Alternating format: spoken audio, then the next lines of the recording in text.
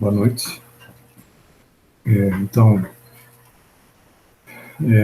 nessa aula, eu gostaria de tratar sobre variáveis elétricas, porque eu sempre procuro trazer os temas que estão relacionados às atividades que vocês estejam realizando, porque eu entendo que a fixação é um pouco melhor, as dúvidas podem ser melhor resolvidas, pode-se trazer exemplos mais específicos, né?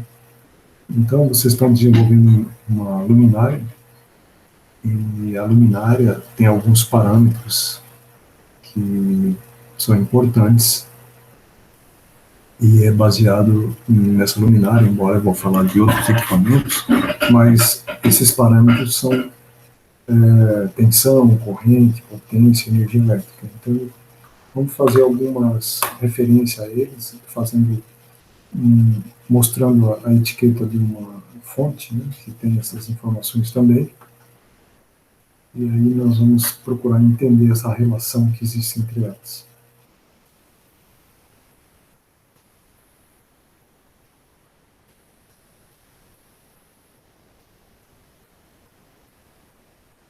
Nós vamos tratar essas grandezas observando essa etiqueta de uma fonte de computador. Então, nós vamos observar que existem diversas informações e algumas delas podem não estar presentes em algumas etiquetas de alguns equipamentos, mas quase sempre, ou sempre, pelo menos, deveria ser, é possível obter as demais através de cálculos. Então, é isso que eu vou mostrar para vocês. Então, né, isso aqui é uma fonte chaveada de um equipamento eletrônico, de computador. E, primeiramente, nós vamos falar do que se chama de. Aqui ele não dá um nome, né, ele não especifica, né, mas pelo desenho e pelos valores, a gente pode entender que isso aqui é a tensão de entrada. Então, essa fonte chaveia automaticamente, mesmo que eu coloque em 100 volts ou 240 volts, né, a tensão vai ser processada de forma adequada, porque ela foi construída para receber esses dois tipos de tensão, certo? Então, a primeira informação que nós temos aqui importante é a tensão.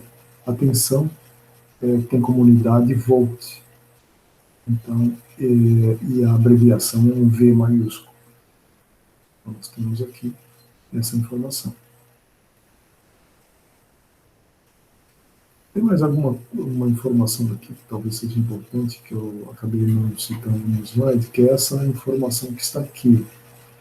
Isso tem um plug, né? Um plug que vai ser conectado no computador.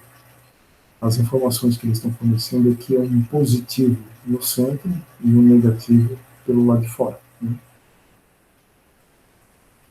Então, quando a tensão sair da fonte, ela vai sair contínua, né? Ela vai entrar no modo alternado, como nós vamos ver, que costuma ser representado por esse tio, a tensão alternada, certo? E a tensão contínua costuma ser um traço contínuo, ou então esse tracejado aqui, como nós vamos ver.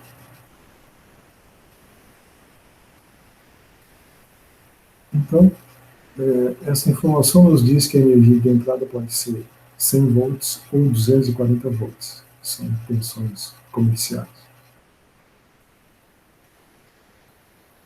Nós estamos falando de corrente alternada, porque, né, a corrente da concessionária são alternadas. E essa alternância de valores, né, que assume um máximo positivo, passa por zero e assume um máximo negativo, de forma senoidal, ele faz, né, completa esse período em 60 vezes por segundo, no caso aqui do Brasil. Então, essa é a frequência comercial utilizado no Brasil. Nós vamos ter essa informação aqui, 50/60 Hz, ou seja, esse equipamento ou essa fonte funciona conectado a uma rede de 50 Hz ou de 60 Hz. Aqui tem uma informação do comportamento da corrente alternada. Nós vamos ver posteriormente por que a corrente alternada tem esse formato, quando formos ver a geração de energia, de corrente elétrica, de tensão, né? E nós vamos explicar por que tem esse formato aqui. Quando vimos indutores, também a gente viu alguma informação a respeito, né? Mas nós vamos combinar essas informações gradualmente, trazendo informações aos poucos, né? Para que a gente vá conectando. Outra informação importante, nós falando primeiro de tensão, agora vamos falar de corrente. Então, ele está dizendo que a corrente de entrada é 1.400 miliamperes, ou 1,4 ampere. E a tensão de saída é 32 volts contínua, e a corrente de saída é 2.200 miliamperes. Então, nós temos uma tensão de entrada que pode ser de 100 até 240 volts, e uma corrente de 1.400, e uma tensão de saída contínua, né? Tracinho aqui contínuo ou tracejado significa isso, e uma corrente de 2.200 amperes. Observe que a corrente de saída é maior do que a corrente de entrada. Isso é possível? É possível, porque nós vamos ver depois essa questão de transformação aqui de energia, né? A energia de entrada tem que ser igual à energia de saída, mais as perdas, no caso, né? Então, essa informação que nós temos aqui com relação à saída. Esse DC vem de Direct Current, né? Tem a ver com a corrente contínua que essa fonte fornece. É Direct ou Direct? Eu acho que é Direct. Então, aqui já falamos sobre a letra V, que é a tensão ou diferença de potencial, né? Nós já vimos alguma coisa sobre a questão de que as redes elétricas têm uma fase neutra, né? Então, a tensão entre a fase e o neutro é a chamada de diferença de potencial.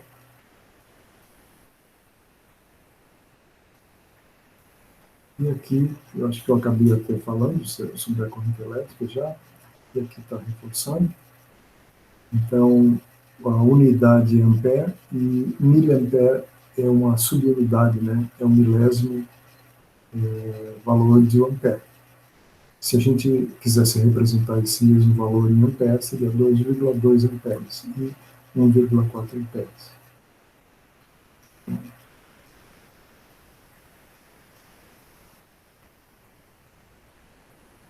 Então, nós falamos sobre tensão e corrente, tensão elétrica e corrente, né? A tensão elétrica, ou diferença de potencial, em volts. Depois falamos em corrente elétrica medida em amperes ou miliamperes, né? Miliampere é milésima parte ampere, uma subunidade.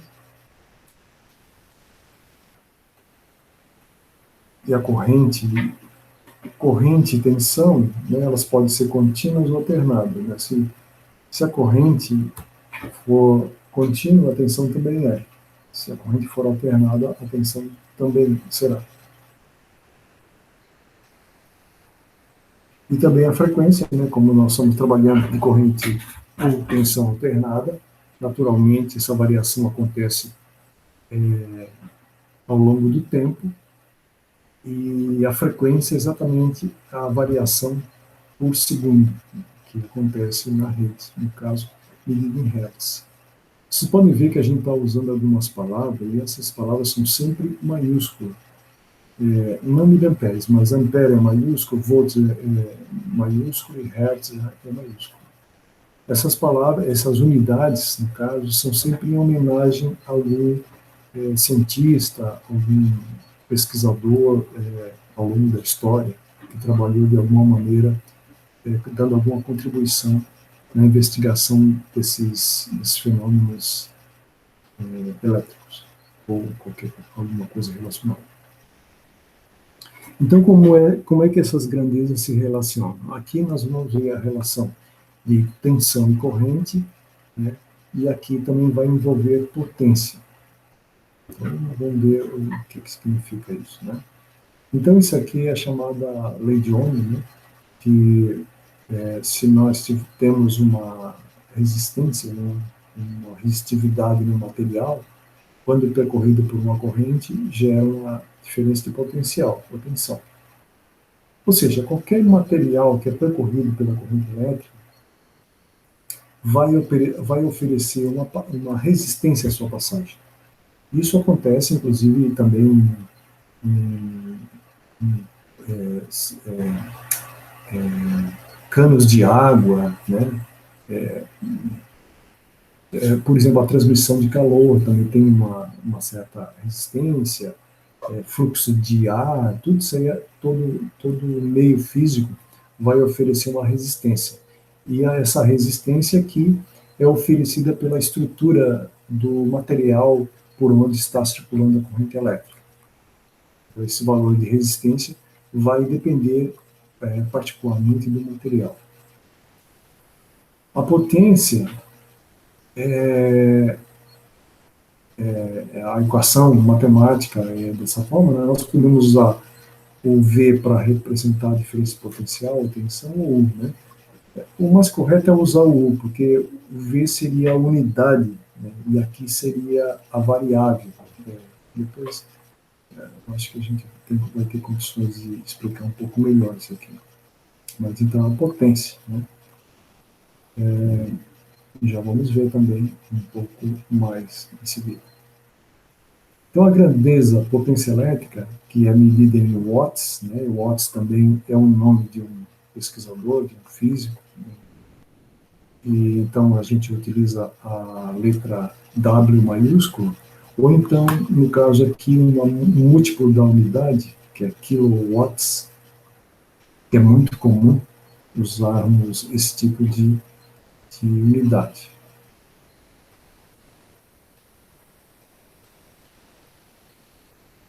Então, por exemplo, o resistor de chuveiro, né, que a gente acaba muitas vezes ouvindo a palavra resistência de chuveiro. Mas resistência é uma propriedade física. Resistor é um componente. Então, aquele componente do chuveiro que a gente troca quando ela queima, né, como a gente diz, isso aí é um resistor, é um componente físico. E aqui nós vamos dar um exemplo de um chuveiro que tem a potência de 5.500 watts, ou 5,5 ou 5,5 kilowatts. Isso aqui, quando a gente fala em potência, a gente pode pensar no seguinte: potência é a capacidade de produzir trabalho. Então, se nós tivermos um chuveiro com a potência de 5.500 watts, não significa que agora, nesse instante, ele está produzindo 5.500 watts, mas ele tem a capacidade de produzir e transformar essa energia, né? Ou seja, transformar a energia elétrica em calor com essa potência, com essa capacidade. Então, a potência tem esse sentido. Então, isso significa que o chuveiro transforma, ou pode transformar, 5,5 kW de energia elétrica em calor. Em sua maioria, né? Porque também ele gera outro tipo de ruído que não costuma ser medido, outros tipos de energia que não costuma ser medido, como o ruído. A gente está no chuveiro elétrico, a gente sabe que tem ruído e outras emissões que a gente acaba nem não se costuma medir esse tipo de energia, né? Mas existe até uma luz, né, que a gente não consegue ver porque o chuveiro é fechado, não é transparente, mas se ele fosse transparente, nós veríamos uma certa incandescência, uma ligeira, talvez, no momento, né, não chegaria a ficar incandescente todo o tempo. A água retira a energia, né, calorífica do resistor, né, a água funciona como uma espécie de um refrigerante ali no resistor. E é justamente esse processo que aquece a água e, e que serve para justamente o funcionamento do equipamento. Então, como é que a gente utiliza essa potência para obter alguns cálculos, né? Então, se a gente jogar naquela equação P igual a V vezes I, nós podemos, né, sabendo qual é a potência do chuveiro, do equipamento, sabendo qual é a nossa tensão eficaz, nós vamos obter a corrente de trabalho, né, a corrente de serviço do equipamento, que seria 25 amperes. Então, isso é a potência, no caso 5.500. E energia, o que é? Energia é a potência vezes o tempo. Então, como nós falamos, né, um chuveiro de 5.500 watts, desligado, não consome, não transforma nenhum tipo de energia, mas a capacidade de trabalho dele está lá, né, foi projetado para essa capacidade. No momento que ele está ligado, ele vai consumir, vai transformar a energia elétrica em energia calorífica. Então, essa energia que está sendo transformada depende do tempo em que esse chuveiro fica ligado. Então, a energia agora é a mesma unidade da potência multiplicado pelo tempo, no caso, hora. Então, por isso que a energia consumida em equipamentos eletroeletrônicos se mede com a unidade quilowatt-hora. E também a conta de energia elétrica que nós recebemos da Celesc, ela vem em quilowatt-hora, né, justamente porque é a informação que o relógio lá no nosso apartamento, na entrada do apartamento ou da casa, né, faz essa medição mensal. Então, a minha intenção era justamente fazer essa relação e mostrar alguns exemplos de cálculo, né? Porque aqui nós trabalhamos com tensão, corrente, né? De entrada e saída, no caso, porque isso aqui é uma fonte, mas uma lâmpada, por exemplo, vocês vão encontrar tensão, potência, né? Por exemplo, corrente, talvez. Se não tem uma delas, a gente pode obter a outra. Mas então, esses valores são importantes para a gente saber qual a potência que a lâmpada apresenta, né, se não tem essa informação. Se tem a potência, e nós sabemos que ela também está escrito a tensão de trabalho dela, possivelmente não estará escrito a corrente elétrica, mas a gente pode obter o valor da corrente elétrica. E também podemos saber, com relação à energia, né, é só multiplicar pelo tempo em que esse equipamento fica ligado. Então, eu vou passar essa tarefa no Cigará, tá? Não mande por meu e-mail, eu vou mandar pelo Cigará. Uma tarefa que eu gostaria que vocês olhassem etiquetas de alguns equipamentos da casa de vocês, né? Então, olhar os equipamentos, porque o objetivo é ler a folha de dados ou as informações que estão impressas nos equipamentos para saber esses valores, né? Eles vão fornecer alguns valores, normalmente fornece tensão, talvez potência, talvez corrente, e a gente obter o outro parâmetro que estiver faltando. Então, basicamente, é tensão, corrente e potência, né? A energia vai depender do tempo, naturalmente, então não há necessidade de a gente calcular isso aí.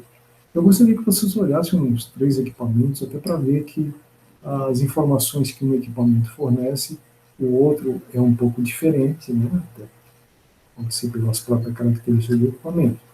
E qualquer dúvida a gente também conversa na próxima aula, tá bom?